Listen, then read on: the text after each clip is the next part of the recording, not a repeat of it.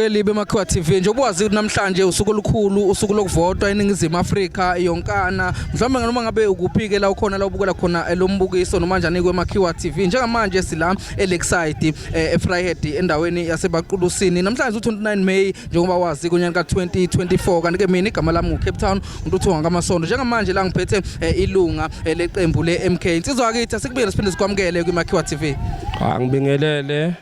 Bingelele wonke umuntu ngibingelele abafowethu abasi-interviewwayo igama nguPhumlane ngakwadludla khona la eWard 22 idume ngelika ma7 yes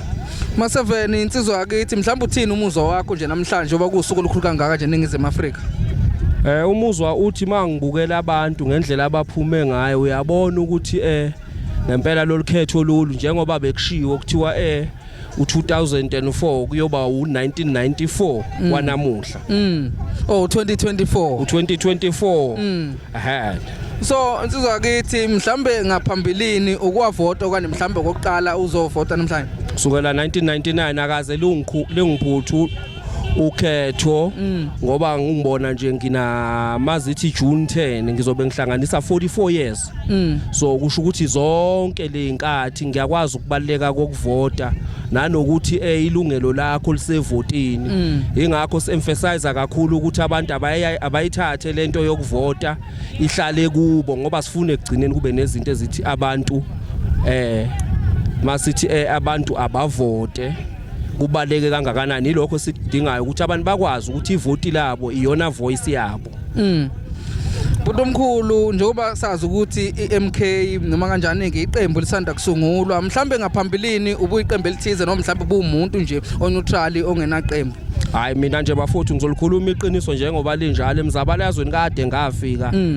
Into ithi ngangukhongolose iqiniso leli limsulu ekumele noma ubanalazi kodwa kusukela la engibuka khona ukuthi uyedwa umuntu omelelene nomzabalazi emhlabeni umuntu omnyama yilamanye amaqembu kakhulukazi la onxiwa nkulu kodwa ke ngenxa kaMsholozi ngokuthi ufuna ukukhulula abantu nami ngase ngithi ake ngiyilandele lensizwa ngoba ngazi ubuhlakani bayo kwezepolitiki.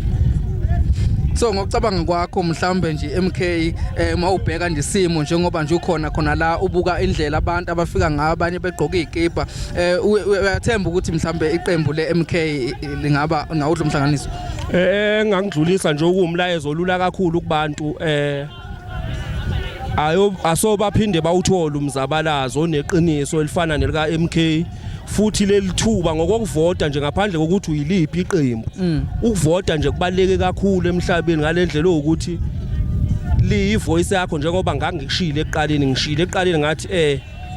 your vote is your voice abantu abakwazi lokho ukuthi ngoba kufika iMK iyona ezobaqhaqha emaketangeni obugqila ukuthi abantu iqiniso abalifuni kodwa njengamanje ngiyalibeka iqiniso ngokupheleleyo ukuthi bangayethembi iMK ngoba ngikuboni okubi okugcopho osakhulunywe ngayo ngaphandle nje kwalento ezincane esiqeda kuyibuka nje emsakazweni. Amazwi akho kuphetha mfowethu usuku namhlanje. Usuku namhlanje ngithi kuma MK onke kungazathi inyanya zonke nabafa befela umzabalazo weqiniso wabantu abamnyama abasukume basimele kulesimo ngoba la sibhekene nempi impi le yomzabalazo ukuthi iwona mzabalazo weMK yokhulula abantu iqiniso sekutheneni iwona mzabalazo ozokhulula abantu ke ngithi mina kubo laba khona nabasasemsebenzini abasazobuya bezovota ngithi abaphume ngomningi amakhono onke abaqulusi noma iZululand region abaphume bezovota ngiyaphinda ngiyagcizelela futhi lokho ukuthi your vote is your voice. Wethu ma7 asibonge nathi isikhathi nethuba siyabonga sengathi ungaba nenhlahla. Siyabonga kakhulu hayi nalapho ngiyathemba kakhulu njengoba bese ngishilo ukuthi inyanya zonke zomuntu omnyama owazabalaza wafa bonke bazosimela. Siyabonga kakhulu sithi ama-MK yonke awahlala ethembeni iyodwa indlela yokukhulula umuntu omnyama yile ndlela esikuyo njenganamhlanje sizovota sithi sikhulula umuntu omnyama namhlanje sithi ngomkhonto umuntu omnyama uyakhululeka ingakho ngithi bagwaze emkhonto. Danke siyabonga. Siyabonga.